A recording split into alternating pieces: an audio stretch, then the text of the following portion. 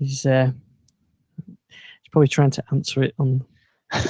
Yeah, on various devices. Yeah, and none of the right ones are coming through.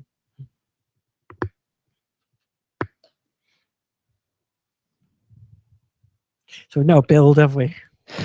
I know. I was all confident, overconfident. Yes.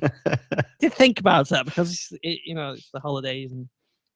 Yeah, I wasn't sure, and as you say, it was the long weekend. I wondered because it had been quite a break. I just wondered if they might have had a build. Yeah, in the pipeline, ready to go. Yeah, I did see a tweet from Donna saying that the build number ends with a 3. In the 3. That she's their current internal build. And we're on 97 now, so that'd be 83 then. Yeah, I think I said 80. You said 81, didn't you? And I said 82. But yeah, it looks like it could be 83. That's a bit of a jump, that, because they've been jumping 1 or 2, haven't they? So. Yes, yeah.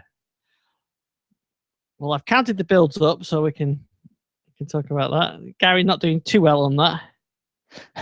No, I think, what did he predict? 2, wasn't it? Yeah. We had 2 last week.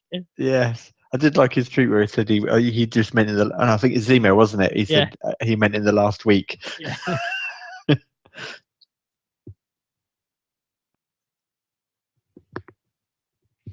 How was your trip? Look good anyway. Oh, it was fantastic. Yeah. Was that the surface event, or was that just a trip away? That was a surface event. Ah, very nice. Yeah. I like the was it like a lakeside or a riverside? Yeah, it was a lake. Yeah, Lake Lugano. Yeah, it was beautiful. And I went up the cable car up a mountain. Yes, I saw one of the pictures. Yeah, I thought it must have been. And well, they gave me a list of things to do. It seemed quite a list because it's considered was sort of there Friday night, but I got there Friday afternoon, so I took the cable car Friday afternoon. So I managed to get all the things done off the list, but it was really nice. It's a very expensive place though. Yeah, I mean they paid for the flights and the accommodation, and they said they would contribute towards the trips. I did, but not the food and drink. So. Mm-hmm. So it was like a bottle of wine was 42 francs, which is 40 quid. House wine. Oh, especially with a weak pound at the moment. Yeah. So so everything was really expensive. A Coke was like £6. Yeah.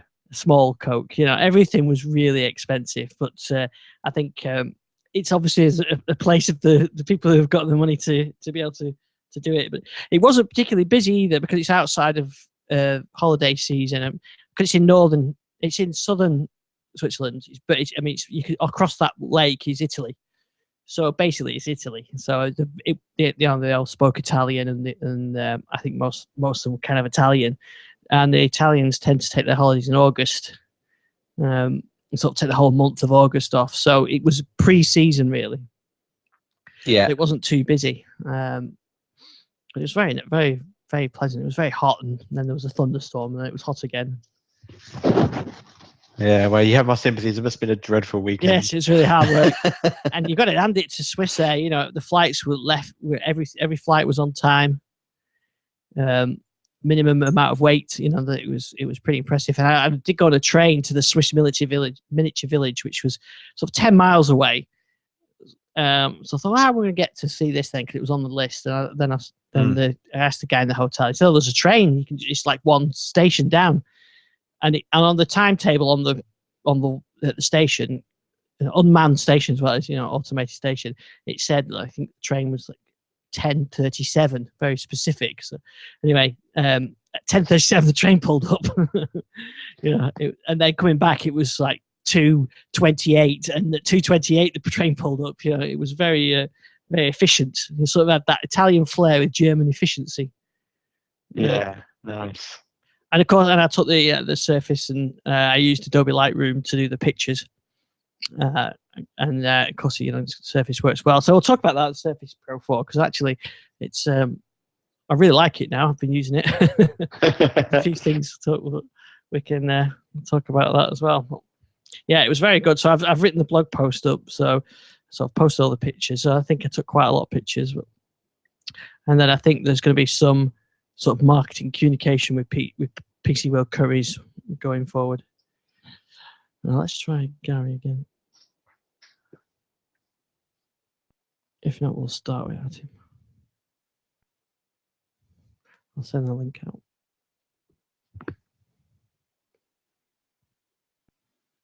Right, the recorder's going. Just try talking. I'll see your levels are working. Yeah, I see. Richard must have heard you talking about trains. Yeah, levels are working. In the chat room, he says, "Let's not talk about trains." Oh yes, yeah. Well, yeah. We'll talk. Swiss trains are, as you can imagine, they're absolutely spot on. Right. Well, hopefully Gary will be able to jump on. He'll probably have power or some issues as he quite often does. So, Jason, good evening. Good evening, Ian. How are you? Okay, good. We're hoping to have Gary to join us soon, but we'll make a start without him. And good evening to Richard in the chat room. He says, "Don't mention the rail." Yeah, I'm sure he'll enjoy our first topic then. Yes, we'll talk about. Yes, I was on Swiss rail, and I was just saying to Jason before we come on that the train times in Switzerland, it says like 13:57 on the timetable, and it pulls up at 13:57. It was very strange, and it was clean and on time and very nice. It was very efficient. So I was doing a sort of surface thing with the surface over a weekend in Lugano in Switzerland. So you can check out my pictures on Flickr. There's a lot of blue lakes and blue skies. Yeah, all taken with the surface. Not with the surface. I didn't carry that around and take that picture. I did see people using an iPad occasionally, but I think the Surface Pro 4 would be a little bit big for that. Yeah, that was the trick. I was trying to trick you into confessing you used a big tablet to taking pictures. Yeah, so I didn't do that. But what I did do is I took my DSLR and took some pictures, and then sort of go back to the hotel and use Adobe Lightroom, which I've not used before. And yeah, really nice little program. Well, not little. It's a really nice complex program for enhancing your photos and then uploading them. So I've been uploading to Facebook and to Flickr, and then editing them on the Surface Pro 4. So yeah, Surface Pro 4. We can talk about that. Nice, very nice device. I know we're a bit late on that. It came out last year, and there's rumours of new Surface, isn't there, as well? We can talk about. Yes. Yeah. We've got build news. No build today as we record on Tuesday evening, but I suspect by the time I edit this and get this live on as it goes out on a normal Thursday morning, they will have a build on that. Yes. Yeah, but I look forward to chatting to you about that because I've had some interesting experiences the last couple of builds. Okay, good. We can talk about that. And yeah, well, there's a few other bits and pieces we'll catch up on as well. So yeah, also Xbox preview dashboard updates as well. So oh yes, we'll talk about that. And I've counted up the number of builds since we discussed this on the 24th of May. When we predicted how many builds we got, and Gary's not here yet to defend himself. I think Gary's predictions were about as close as England getting through to the Euro finals. Yes, it was something like that. Yes, so we'll talk about that if Gary does get to join us later on in the show. Yeah, so to finish up the Surface, so I took the Surface Pro 4 with me, and having spent last year using my Surface Pro 3, I thought it was interesting to compare the difference between the two. Now, one of the things you asked me about was the cooling. And it definitely runs cooler, and the fan runs a lot less. It's the i5 model that I'm testing, which is the same as my Surface Pro 3. And using Adobe Lightroom, which is quite a heavyweight program when you start doing some of the sort of advanced processing on the photos. You don't get the hissing sound as much. In fact, I've hardly had it at all. On my Surface Pro 3, even if you just sat, sometimes it's just browsing a web page, you can hear the fans kicking and the hissing come through, and it gets quite warm. Whereas the Surface Pro 4 doesn't seem to have that. Yeah, no, that is interesting. I mean, I know exactly the sound you mean, and it's not even like it's just a fan noise because it's so localized in that top kind of right corner, it really hisses out, doesn't it? Yeah, it does. It sounds like a cobra is about to attack. Yeah, exactly. Which is a shame, really. I mean, especially since they've done so much work with the Surface Pro 3 in terms of the custom fan and it should be able to throttle the processor to kind of control that. And I can understand it doing it. If I've got 2 or 3 VMs running, then I can completely understand that the processor is going to get hot and probably can't be throttled down. But you would think just using kind of store apps, it should be able to control that. So it's really interesting to hear about the Surface Pro 4 because that was my hope. Yeah, it definitely runs cooler. It feels cooler, and like I said, you don't get the hissing. And I was importing photos and then processing them and uploading them back to Flickr, and no problems at all. I edited last week's show on it as well. So presumably you've got the RTM kind Yes. of threshold 2 build on there. So how did you find going back? Did you notice? Yes, you can definitely notice the difference. Things like the extensions, like the translate extensions. I was linked to an article about them on a German website, and I went to it on the Surface, and it didn't there was no translation option, and I had to go to translate.bing.com, and start menu changes are a little bit quicker. I think you just, especially the all apps list, the way the all apps list, I do notice that, and notifications. I think it's probably notifications is the biggest change. Yeah, I know whenever I go back to my base VM to install the latest insider build, I always have to do a double take trying to find the notification center because it just looks so different. I'm so used to it being in that bottom right hand corner. Yeah. Yeah, it just takes some getting used to. So how do you kind of rate the weight? Is there much difference between your Pro 3 and the Pro 4? I couldn't really say you could feel any difference. And of course the screen doesn't look any different at first, but it is higher res, isn't it? It's the bezel is smaller, and there's no Windows key in it as well, which is something I found a bit strange at first. Yeah, because that was going to be my next question actually, was the display, whether or not you noticed any difference in terms of quality and brightness. The quality just seems a little bit sharper and a little bit brighter, and I think the higher resolution makes a little bit of difference. When you're browsing, when you're photo editing and things like that, so you can tell a difference with the screen. It's only noticeable when you flick between them.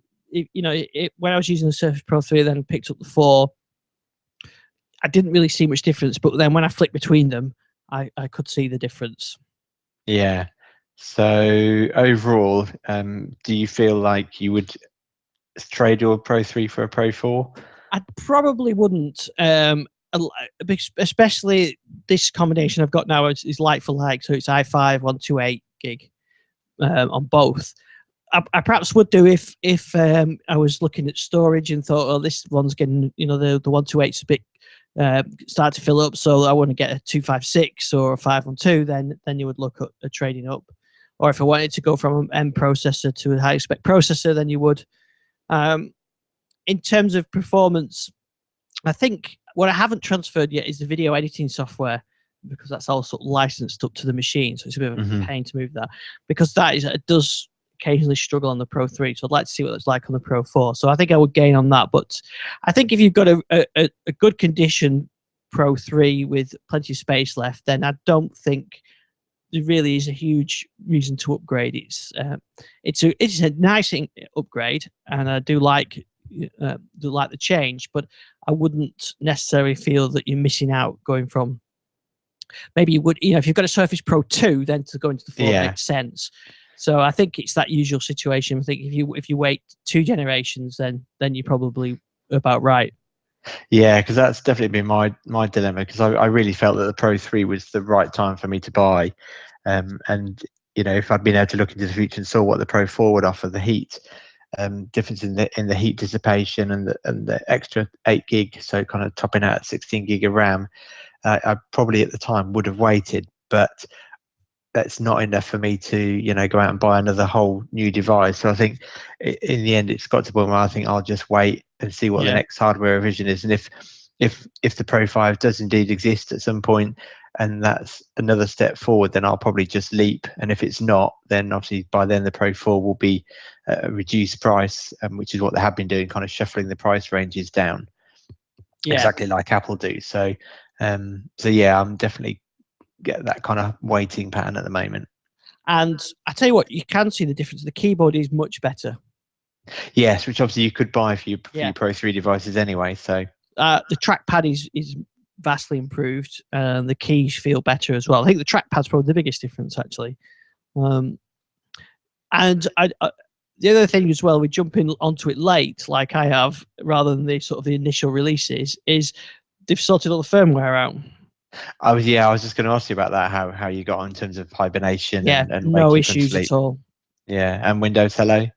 Oh, Windows Hello. Yeah, I forgot about that. That is really good, actually. I do like that. I mean, it's not difficult to type a pin in, but it works much better on the Surface Pro 4 than it does on the 950. It's more natural. I think it's because it's lower down, and you end up holding the phone quite high to get it to see you, but not with the Surface. It's on the desk or wherever you're in front of you, and it works great. So I think Windows Hello is actually a really nice function, and definitely that is one thing I do miss when I use the Pro 3. So I'd like to see that on other devices as well.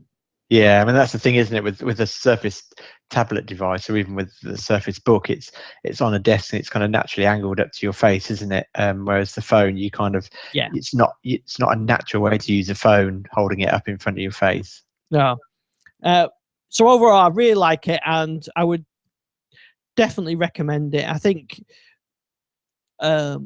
as all that I've tested a few Dell now, and some Lenovo's, and I've got another Lenovo to test. And I think that Lenovo X1 that I tested last, that was the most Surface-like of all the devices that I've tested, and I would still pick the Surface Pro 4 over any of the devices I've tested. It's a very nice device. Yeah, I think as you say, if you've got even a first generation Surface Pro or Surface Pro 2, then I think it's definitely worth that upgrade. I mean, my wife's still got her Surface Pro 2, and I know that just feels such a big, heavy, bulky device. I mean, she doesn't really use it that often as a tablet. It's mostly just on its kind of kickstand with TV playing or playing puzzle games. So it doesn't matter quite so much, but I think the Surface Pro 3 and the Pro 4, particularly with the lightness and thinness, they're a much more natural tablet, even given their size. Yeah, I mean, I used it quite a few times in tablet mode, and with the pen, actually, I forgot that as well. The pen is great as well because it's got that magnetic feature that just where it clips on the side, so I tend not to lose the pen as much. Yeah. That's a nice feature, and I was using it in tablet mode, tweaking pictures with the pen and touch, and it works really well. So it's a very nice device for doing things like that on the go. I was using it on the plane, and I had a couple of movies on there as well. So it really does come into its own when you're mobile with it. And I mean, I've always liked thin light devices, and I think this is definitely the nicest devices of all the ones I've tested. Maybe this Dell XPS 15 is close as well, but that's a laptop form factor. So Richard's saying he'd like to see a smaller, lighter Surface Book, which having played with that, I've only played with the Surface Book at the launch event that I went to in Manchester, but I think I still prefer the Surface Pro 4 form factor over the Surface Book. Yeah, I do. I'm still not entirely convinced about the detachable screen on the Surface Book. I'm sure there are certain people that would say they couldn't live without it. They think it's kind of rounds off the device perfectly. But I suspect, for me, particularly maybe many others, that it would be you'd have every intention of detaching the screen, but probably end up not doing so very often. Yeah, exactly. I think that's what I would do. Yeah, whereas I think because the style of keyboard on the Pro tablets, it's just so much quicker and feels more natural just to take the keyboard off rather than you kind of have to press a button. And I know it's probably pretty instantaneous, but wait for the lock to release and then slide the tablet off, and you haven't got the full power of the device then, because the graphics remain in the keyboard if you've got that model, and the battery life's only kind of 3 hours. So it wouldn't feel as natural for me to use it as a tablet just on the sofa, general web browsing. I think knowing how batteries go, that 3 hours would probably really, in real world use, maybe an hour and a half, 2 hours. Yeah, I can't. I think I'd be like you. I think I would use it and then not. Yeah, I mean, a Surface Book is a lovely device, and I'd certainly be more than happy to have one.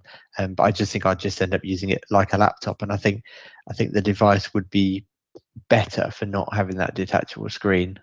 Yeah, I know what you mean. I wonder, as they, like you say in the chat room, that they're working on the Surface Book 2, and if you look at the Surface Pro to the Surface Pro 2, 3, 4, you can really see how they've improved on it over time, and I think that perhaps the same thing will happen with the Surface Book. Yeah, I mean, definitely from the Pro to the Pro 3. I mean, I know the Intel technology made a massive leap in that timeline. I don't think they could have made the Pro 2 as thin as the Pro 3, given the heat of that generation of processor. But yeah, I think I would like to see a bigger step forward with the Surface Book 2. I think a more rapid step forward rather than waiting for what would essentially be the third generation of the device. Mm. And there are rumours that that we could potentially see Surface this year, new Surface devices this year. Yeah, it seems to swing around. I mean, the one thing I will say that I guess maybe a little bit less with the launch of the Pro 4 and the Surface Book at the time, but the Surface team do seem to do quite a good job of keeping the lid on things. And I know it's been swinging around with there were rumours that they were going to wait for the Redstone 2 release in September 2017, which would bring new kind of hardware capabilities. But I think it would be nice. I mean, certainly the Pro 4 is certainly probably in need of a refresh. And I think that it would be interesting to see what they do with the Surface Book. So I'd like to see something come out this year. It's difficult to really know exactly what technology they'd be waiting for. And I'm sure there'll be another Intel processor release. There is one due, yeah. Yeah, I mean, whether or not, I mean, Windows 10 PC version already supports fingerprint scanners. I think Redstone 1 brings that to Windows 10 Mobile, which is why the HPX 3 hasn't launched yet.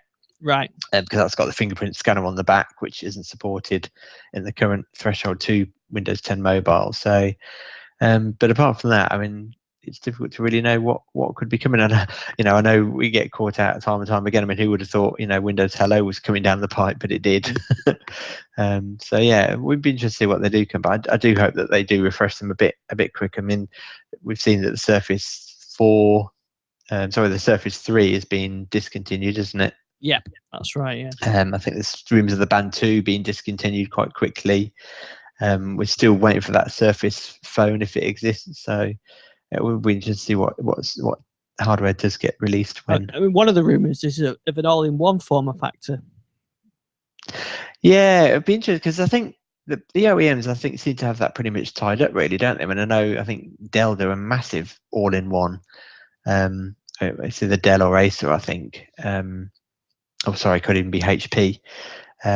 But yeah, so I mean, the Surface brand has pretty much been about kind of imagining that a given form factor.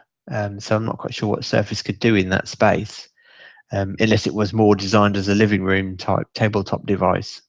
I mean, I've still got that HP Touch Smart, and a Surface all-in-one would replace that very nicely. Not that I want anything else to.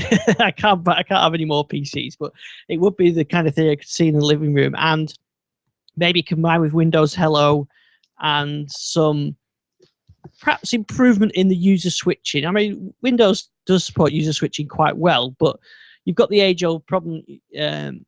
Maybe if it was using an all-in-one device and I'm logged in as me, and then I walk away and I've got the Sonos software up there when we're using that, and then the kids want to change the music, and then do they log in as them? Do I leave it logged in as me? But then they could have my email.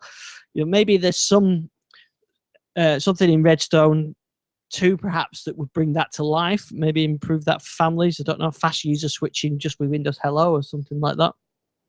Yeah, I mean, as I said, the Surface team does seem to be quite good at catching us off guard. I mean, I know quite a bit of information about the Surface Book kind of leaked out, but not the detachable. So what if Microsoft really caught us off guard and launched a consumer Surface Hub? So a 50-inch TV with Surface Hub integration, and that kind of all-in-one, where it's a TV that has normal inputs for Xbox, for your satellite TV receiver, but also has a Surface Hub mode. Yeah, that would be interesting, wouldn't it? And that as supports Continuum through the the Connect app in Windows 10, and maybe even support some Roku type connect technologies, Miracast, Google Cast. Yeah. I mean, that would Chromecast. certainly reinvent that particular market. Still not convinced necessarily people want a PC hanging on their wall, but if it was, just a TV with a, PCs these days are getting tinier and tinier. It could quite easily have an Atom-based PC in it, driving a Surface Hub-like experience. Yeah, I think that could catch everyone off guard. Yeah, I prefer to see an all-in-one type, like to replace a touch smart type of thing. I think that's the only area that I've got in the house that isn't probably optimized the most for per devices. And maybe if it was linked, the software was linked to your phones, and so it knew who was using it and that kind of thing. I think I'd like to see something like that. But a personal or a home Surface Hub would be something different that no OEMs are offering. So yeah, that does make sense. Yeah, because I mean, where I struggle with an all-in-one is that it's clear from marketing, from sales trends, that people are moving away from a desktop PC, even an all-in-one, to a more mobile computing experience. So that's why I'd struggle with where a Surface branded all-in-one type device would fit into the home. How about an all-in-one that you could all dock your phone in? It's got little docks plugging in, so you just slot your phone, and you all slot your phone, and they all charge up, and they all linked into it. Yeah, possibly. Except we've all got different phones. I think we've got like 2 Windows phones, an Android, and an iPhone. So it's not gonna work. Yeah, I think yes, that's a difficult one, especially with the sales of Windows Phone kind of dwindling away. I mean, that's the fault of not many devices being out in the marketplace. But yeah, we'll see anyway. Yeah. So hopefully we'll see some of them. I think the rumors were, like you said, next year, but now the rumors are that there might be something this year and something next year. And I still like to see a value proposition Surface. I know that the premium ones like the Pro 4 are great, but if they've got this great technology, wouldn't it be great if it could just come down sort of to the Surface Pro, Surface 3 pricing? But I got a feeling they're leaving that market behind. Yeah, I think the Surface 4 will either be a mini tablet, maybe running Windows 10 Mobile, or a Continuum companion type device. Yeah, we'll see. Yeah. So when we get these new devices, they'll be probably running the anniversary update. Yes. Which we know is 2nd of August now. Yeah, so they must be getting into the final throes of release candidates now, I expect. Yeah, so we had, so since we recorded last, we've had what, 4 builds? I think it's 4, isn't it? 2 phone, 2 PC? Yes. Plus, I think a mixture of slow ring releases. I think, was it 7.6 went out to the slow ring? Yeah, and even a release preview version as well. Yes, yeah. Which I imagine that's us getting that early with a view to releasing that on, where are we, a week today? Yes, you're probably right. Yeah, Patch Tuesday. Yeah. So last week we had 14376 and 14379. So I'll talk about 7.6 first. But yeah, you've this. I don't know if we talked about this, but this, I don't think we did actually. Did we? This. Yeah, hang on. I'm confused. Did we talk about messaging everywhere last week? I can't remember. I think I'm just trying to think. Yes, we did, because it was announced it was going away, wasn't it? I think. Right.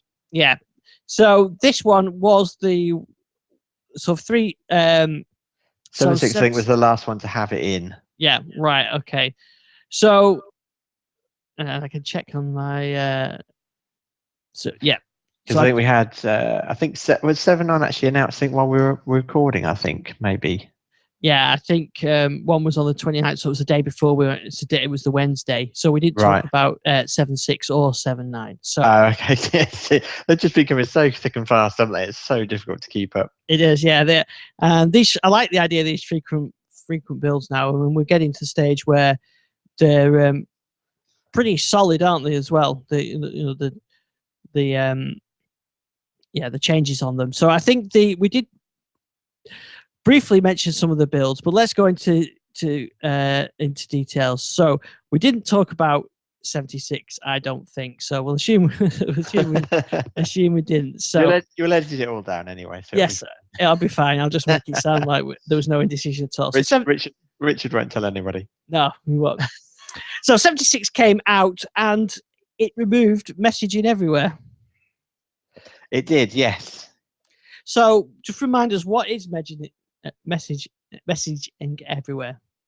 Well, messaging everywhere was the facility to synchronize text messages across different devices. So Windows 10 mobile devices. Did it include Android as well? I think, didn't it? The Android app. I don't think. Well, I could quite get that far. Yeah, I don't think so. I think it was just notifications, wasn't it? But yeah, so essentially, text messages received on your phone would synchronize across to Windows 10 desktop builds that you could then, reply as if you were sending it from your phone. I think they must have still gone to the phone, I think, to be sent, didn't they?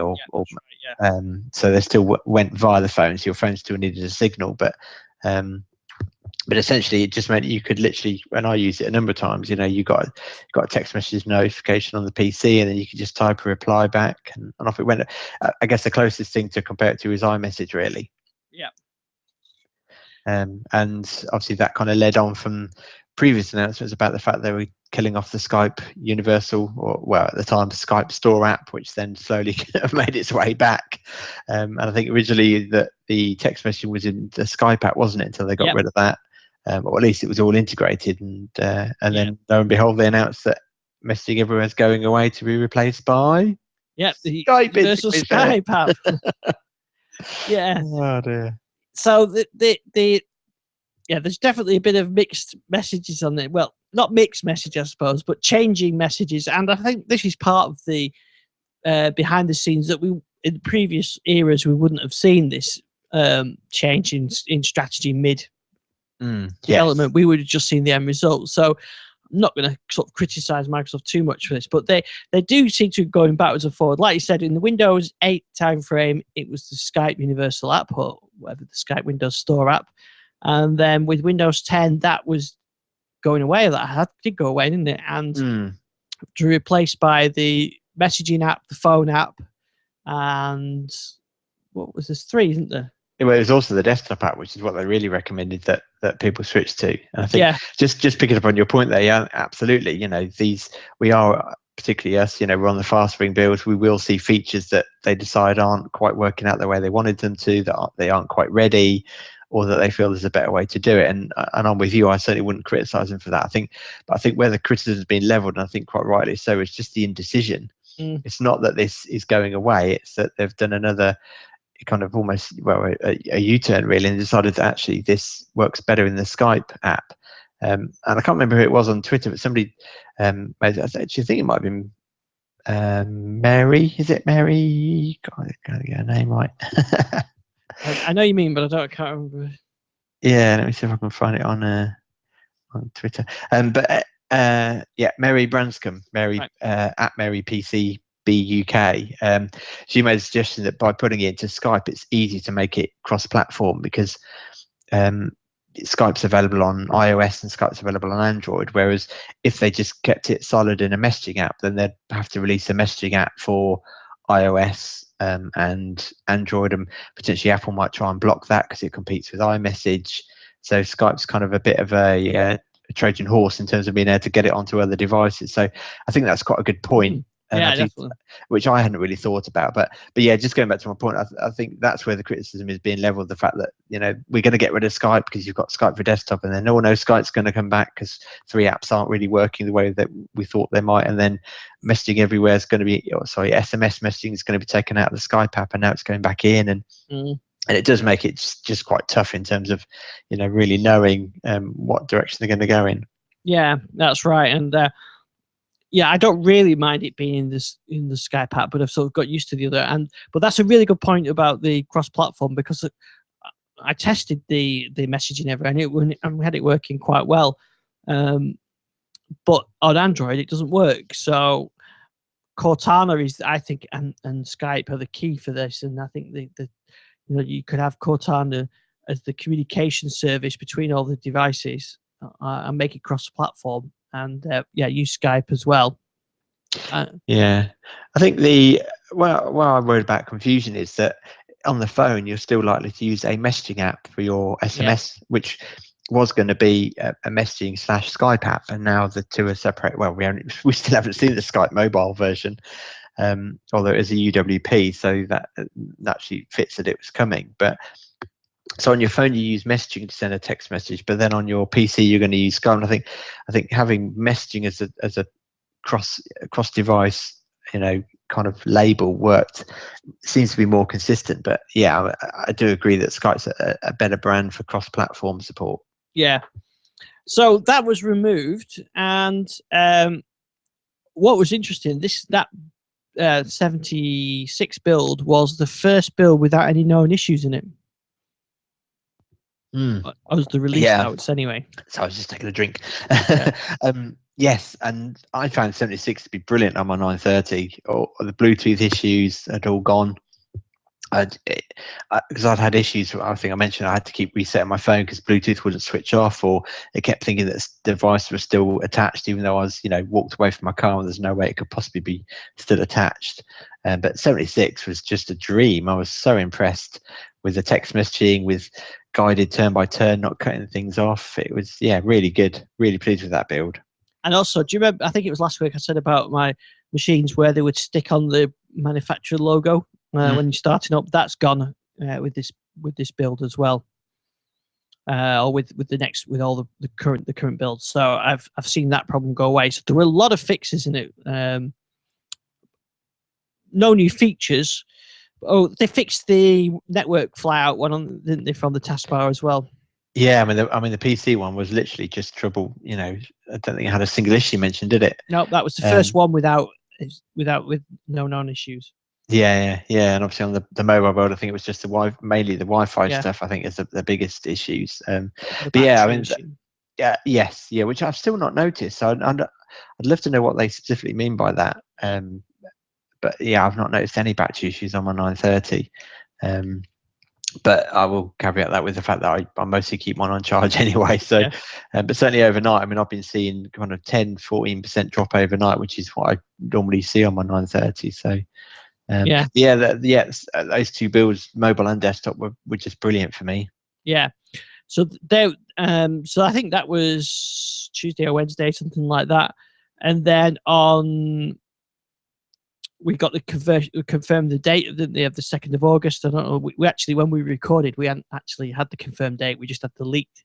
Yes, the by Microsoft. Yeah. Yes. But yes, that's actually confirmed now, 2nd August, with 350 million active devices as well. Yeah, I mean that's a tremendous achievement in a year. I mean, I know there's a hot topic of whether or not they've pushed it too hard or not, but given that historically consumers don't upgrade, they just get the latest version with the next PC they buy. It tends to be us enthusiasts that kind of go out and buy a shrink wrapped upgrade version. I think that is such a phenomenal achievement, especially coming off the back of Windows 8 that was so poorly received. No, it's tremendous. I noticed. Go ahead. I was just going to say, I have no idea in terms of momentum whether or not they are where they wanted to be in terms of reaching the billion devices. I think enterprises will adopt more rapidly over the next year, so kind of 2 years into its lifespan. So I think good progress. And I'm not sure if they changed the counting method again, haven't they? Because they were talking about users, weren't they, and things. And now they're talking about active devices again, which is what they used to talk about. Yes, yeah. I think sometimes I just wonder if it's just different wording. It's so easy to try and read things into it, but yeah, they do keep switching things around. So so we had that bill, and then on Thursday evening, in fact, Yeah, it was Thursday evening, wasn't it? At UK time. Some of these builds are coming quite late UK time. Mm. Sometimes they're coming early in the morning, but this was a late one, I think. We had 14379.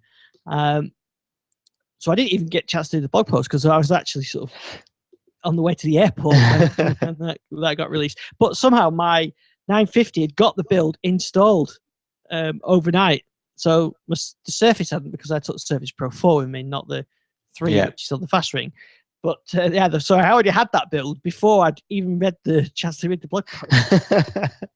Yeah, I must say, I installed 79, and at the time I was thinking, 76 has been working so well. I hope this isn't a step backwards. And bizarrely enough, it has been. Initially, I thought that the Cortana reading out text message was broken again, which we've had on some previous builds. But then I realised when I actually went into Cortana that she actually wanted to go back through the permissions. So not setting up the notebook, but just permission to run in the background. And after doing that, text messaging worked again. But I've had Bluetooth lockups. Bluetooth's really slow to turn off now if I've got a connected device. So in some ways, there's definitely some regression. I don't know if with removing messaging everywhere, they've kind of branched back somewhere along the lines.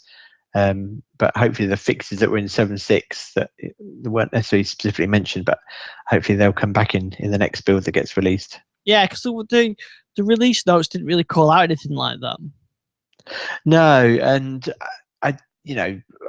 I'm not a developer, but I understand how software development works, and sometimes you do get new builds of software that are based on a different branch that maybe don't include all the fixes, and then for the next build, those fixes then get branched or kind of absorbed into it. So it's not unusual to get some level of regression, but as you say, they don't necessarily call out all issues. But yeah, for me, it's definitely been a step backwards. One known issue on this one for the PC side is that continuing doesn't work anymore on the Connect app. Yes, yeah, I noticed that. Yeah, I guess that's a very small set of people using that anyway. Yeah, I should think that. One thing I wasn't clear is whether or not it was that was an OS issue or something that could just be fixed by an app update. It does say this should be fixed for the next build. So right, okay, yeah, it's something to do that. But I found this build to be again pretty good certainly on the PC side. On the phone side, like I said, it just installed and I haven't had any issues. But my data sim's in the 950 at the moment, so I haven't been using it with the Bluetooth stuff. Just with sort of using the apps. Interesting to know as well, while I've been away, the battery life on the 950 XL is better than the Nexus 6P, definitely. The Nexus 6P actually lasts longer if you don't use it. I know it sounds a strange thing to say, but yeah, the less you use the phone, the longer the battery life. But actually, the 950 just seems to chug along and get pretty much the same battery life no matter what you do with it. Whereas the 6P, you can get really good battery life if you don't use it that much. But then if you really start, putting the screen on all the time, then it does see the battery drain a bit faster. So I was finding that I was using the 950 a bit more because I didn't have to worry about battery life, and also found that Cortana is much better at tracking flights than Google Now, which I always thought would be the opposite way around. I thought Google Now was supposed to be quite good for tracking flights, but the flight information was in Gmail if you use the browser-based version of Gmail, but the flight information wasn't in Google Now. But when I went on Cortana, it had live flight information that was checking that the flights were on time. So I found actually Cortana on the Nexus worked quite well. So I could have it on both. So yeah, Cortana on Android actually is identical more or less to the version on Windows 10 Mobile. Now they seem the same. Yeah. But yeah, so I found that the 950 XL working really well with that build. But you really only find the bugs when you start to push the usage. Yeah, I mean, the one thing I will say, I mean, these builds, I mean, I said I've got some issues with the 930 on the latest build, but from my Surface Pro 3 perspective, I think these builds have just been getting, more and more solid. I've noticed that I can't remember the last time it didn't, wake up properly. Everything seems to be functioning as expected. I seem to be getting sometimes on 79, I noticed that notifications can be really delayed. Oh, that reminds me. Yes, I did want to mention that. Yeah, I mean, seriously delayed. I've actually read an email in Outlook, in the Mail app, and then a few minutes later, actually had the notification pop through. that's what I was going to. I forgot about the Cortana push notifications have been working really well across all the devices. So notification will come up on the Android phone, and within 10 seconds, it's in Windows. But that's completely stopped with this build. And I did see them once today, and even I was getting notifications from Cortana on the Lumion being pushed to Windows, and that stopped as well. So I think there is an issue somewhere. I mean, the Cortana notification cross-device notifications aren't working at all, really, as far as I can see. I just saw them a couple of times today.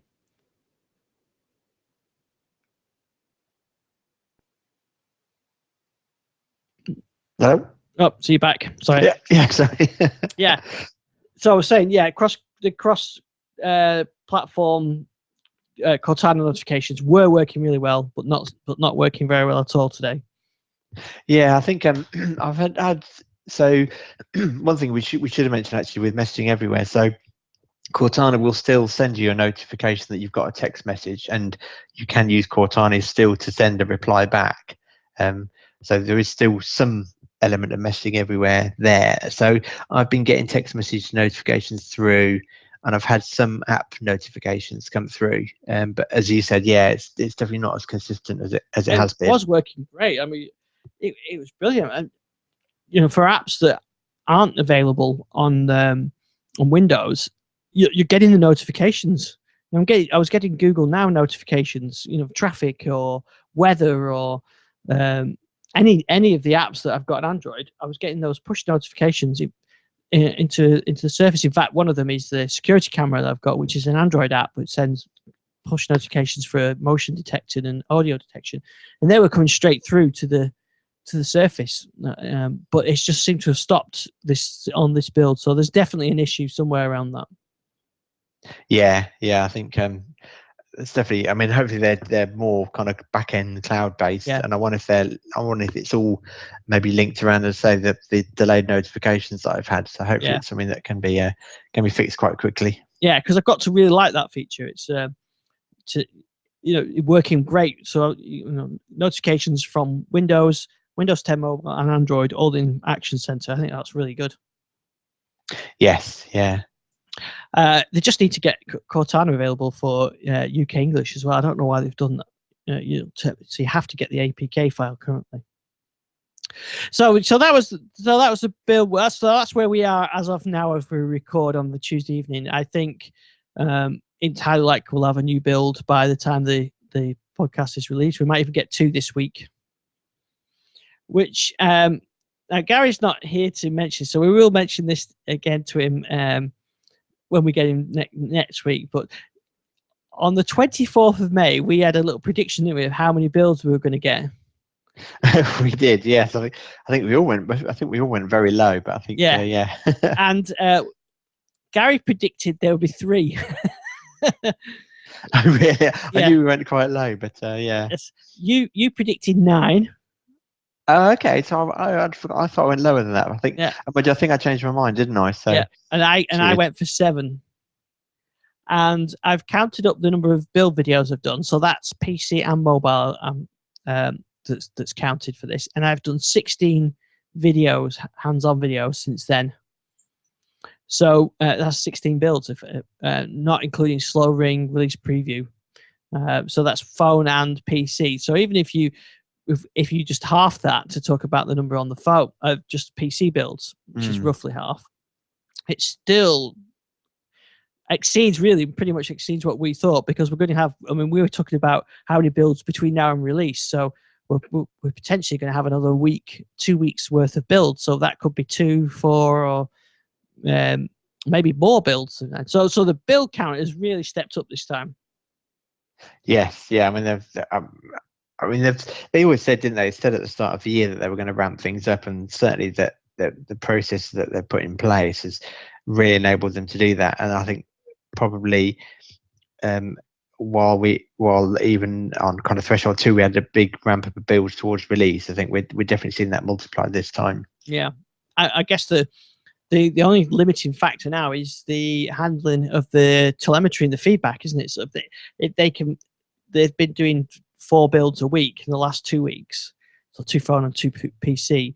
Any more than that, I guess it gets hard to to handle some of that feedback data that's coming back from insiders. Yes, yeah, that's it. I mean, while it's nice to get builds in rapid succession, it does mean they're missing out on the opportunity to really get kind of feedback. So I guess we're going to get my thoughts are we'll get another. Well, I think we're going to get to be another 2 weeks, 3 weeks before we get the non-watermark version. Yeah, I mean, where are we? I mean, we're literally, as we record this, we're 1, 2, 3, literally 4 weeks away from release. So I wouldn't be surprised if it was next week. Yeah. Do you want to think? Yeah, and then maybe we'll see incremental, the point updates as the cumulative updates. Yeah, as it gets towards release. So yeah, so I think by the 15th, I think we'll have the non-watermarked build. Yeah. Or whether or not they don't do that this time to try and trick us, I don't know. But yeah, I think we'll definitely be getting there. And also the other thing we did look at build numbers as well. I wrote down a couple of build numbers. I didn't get Gary's, so we'll have to get Gary's prediction. But your guess was that the RTM would be 14,729. And what are we on now? 379. So I don't think we're going to get to that now unless they do a significant jump. Yeah, no, I think you're right. Yeah, and I thought said they'd do 1,500 or 15,000. So I don't think we're going to get that either. Yeah, actually, they do normally artificially up it, don't they? So I wouldn't be surprised if they did round it up to 15.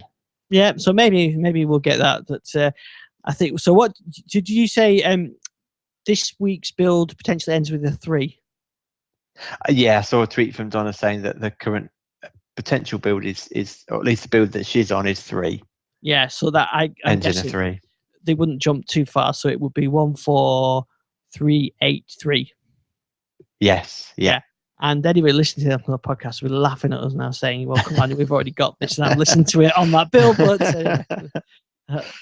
that's the perils of recording before a couple of days before. So builds are progressing nice, and I think these Redstone 2 release, or the anniversary release, as we know it's called, it's been really, really nice feature set and nice incremental update. It'd be really interesting to see how end users take to the new start menu, because when we've got used to it now, we've seen it change a few times, but it is a bit of a change. Yeah, I think it will certainly take a bit of getting used to. Think again, which I've said before, anyone coming from Windows 8 who made the leap to Windows 10 will probably find it a more natural progression. But yeah, I think anyone currently on Windows 10 that didn't use 8 will probably find it a bit wrenching. Yeah, I think the hamburger menu's there, isn't it, now, that wasn't there before, but you've still got the same things as the most used and the recently added. They're just in a slightly different order, and you've not got little text labels on the menu items. But apart from that, really, there's not a huge amount. But yeah, I think actually without the full screen start, it's probably a little bit more evolutionary than I just said. So it's probably not too much. But I think anyone that maybe is used to using it in tablet mode will certainly notice a difference. Yeah, that's right. And I think the edge extensions and I think, like I said at the beginning of the show, Action Center, I think, is probably the main change. It's a lot more polished in this build. Yeah. And then, of course, we'll once we get that, then we'll be asking about Redstone 3 builds. Yes, we will. Yeah. Redstone 2. Sorry, Redstone 2. Yes, I'm thinking Redstone 3 is next year, isn't it? Towards the end of next year, potentially. Yes. Yeah. Redstone 2 is what we're on now. Or focusing on next. It'll be interesting to see actually what they use for the next code name. Yeah, I mean, we're pretty sure Redstone 2 is the code name, isn't it? Like with Threshold 2. I wonder when we'll start seeing those builds then. Yeah, I would suspect it would probably be. So if that's released August, I wouldn't be surprised to start seeing those in maybe early October. Yep, end of September. I suspect that will keep as many of us insiders on what will then be the production ring the production preview ring kind of definitely during August and probably during September, so they can test cumulative updates. Yeah. Yeah, and then we'll all be asking for these new builds. This anniversary update is old now. We want Redstone 2. Yeah, I think I should definitely revert back to the production preview ring for a short time until the Redstone 2 build stabilise again. Yeah, I think so. Yeah, I'll be keeping them on my little tablets. Yeah. So just a couple of things. Oh, Xbox. Let's talk about Xbox. You got a new build for your Xbox? Yeah, and I think there's even a more recent one that was released yesterday, I think. But so last week, I think I mentioned that Now TV was broken, and then on Friday, I think it was, they announced a new build. And one of the mentions in the release notes was that the Now TV app should now launch. Right. So it was with great relief that I downloaded that. And yes, I can report that the Now TV app now works again.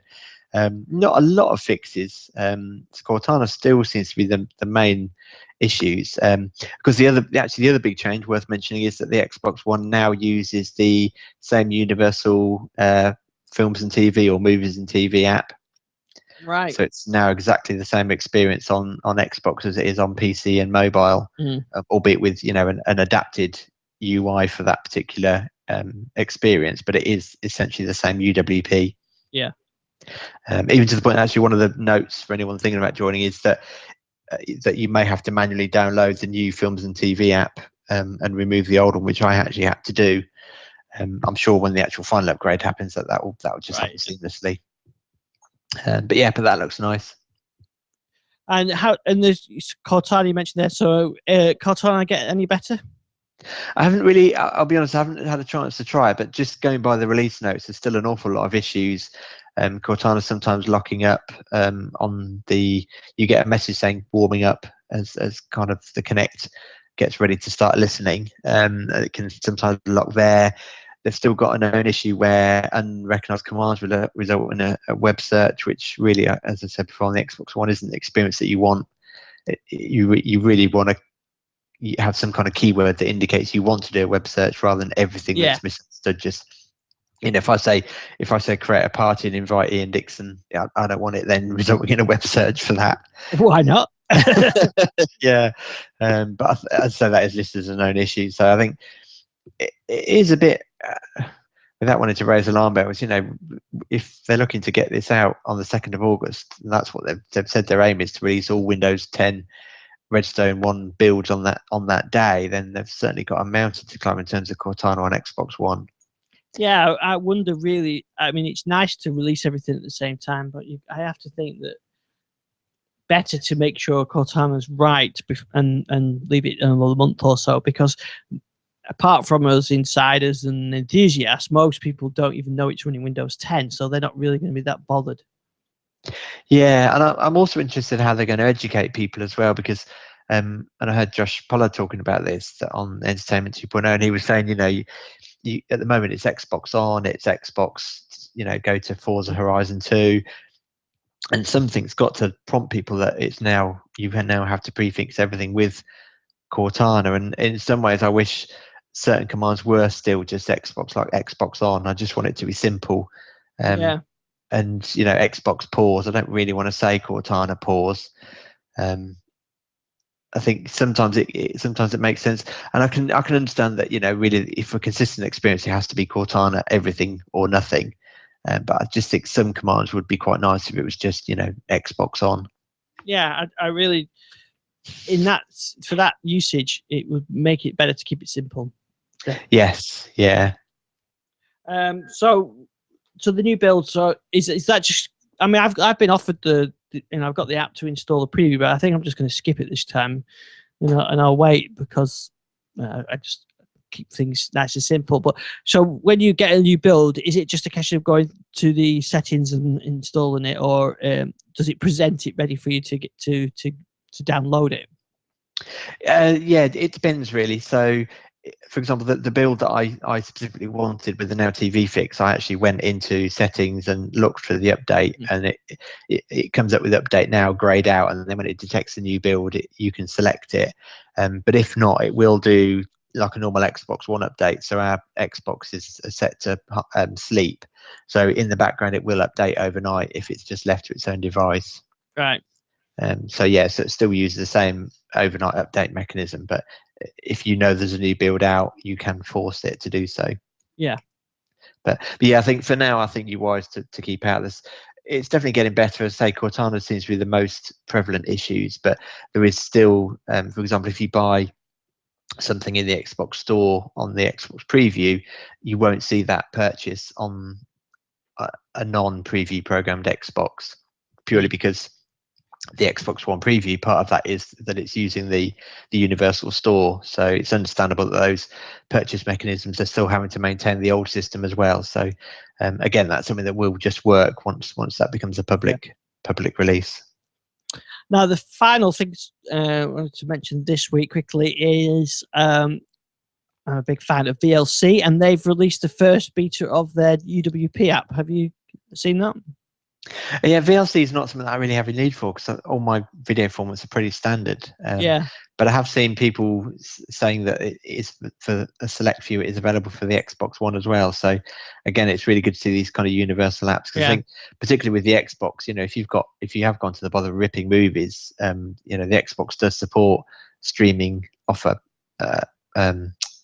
network storage device. So it's good if you've got a VLC app that can play all of your formats. Yeah. It's a very nice app, actually. It looks great. There's nice transitions and things, but it also supports metadata for all your music, so you can actually use it as a full music player. So if you've got your own music collection in MP3 or whatever format, and you don't want to use Groove, you can use this, and it indexes it and has a nice album art and everything else. So they've done a really good job with it, and it can do things like open network shares, DLNA, UPnP, URLs, and I think really the only thing that's missing with this VLC over the traditional desktop version is it won't play DVDs or Blu-ray, and I think that's a platform limitation of the API for Windows Store apps. So it's a very powerful app, and I think they've done a very good job with it. It supports external subtitles, multiple audio tracks, HoloLens. So it's a very nice video player, and I think they've done a really good job of that. And I think they've really done well supporting Windows 10. And so the initial release is PC, but I think it's coming to. It works on mobile as well. I should say as well. The initial one works on mobile. I've got that on my 950. So a very nice app and well worth checking out if you've got any of your own video collections. Oh, one thing I forgot to mention as well, talking about the Windows 10 mobile. Did you know that there's a new firmware for the 950 and 950 XL that supports double tap to wake? Yeah, I saw that. Is that the 950 or is it just the XL? I believe, I'm not sure. I know it's definitely the XL. I'm not sure about the other version. I believe it's the 950 and 950 XL. The only caveat being that the firmware is not being offered over the air yet. So I haven't got it. The only way to get it at the moment is to use the Windows Device Recovery Tool, which wipes your phone and puts the latest firmware on, which includes that update. So, but I guess at some point it'll roll out as an over-the-air update, and maybe to coincide with the Redstone 2 release, Redstone release and the anniversary update. But anyway, it's good to see that coming back. I do miss that. It was one of the nice things. Once you get used to having it, you do miss it when you lose it. Yes, yeah, definitely. And of course, that's one thing about the good thing about the fingerprint reader, though, is because you pick on this Nexus, you pick the phone up, and you the way you hold the phone, your finger is underneath anyway, so that wakes it as well. So that'll be if the future Windows phone devices like the HP include that fingerprint reader. That's a nice way of waking the phone up. Yeah. So I think that's all we've got time for this week. So we should look out for build videos on our YouTube channel. So I'll have to count them up at some point. How many videos I've done? I'll be able to check. I've got a playlist. So the build videos on our YouTube channel go right back to the very first insider previews of Windows 10. So I've got 2 years worth of videos. and for phone as well. So you can always go back down memory lane and reminisce of those early builds. Yeah. So you can find it on YouTube channel. Where can we find you? You can find me on Twitter at Database Chase. Now, I don't know where we find Gary because we lost Gary tonight. Yeah, he's gone AWOL. Yeah. He's obviously too busy finishing off all those apps. Yeah, that's right. So maybe he's got those. He's got those on the way.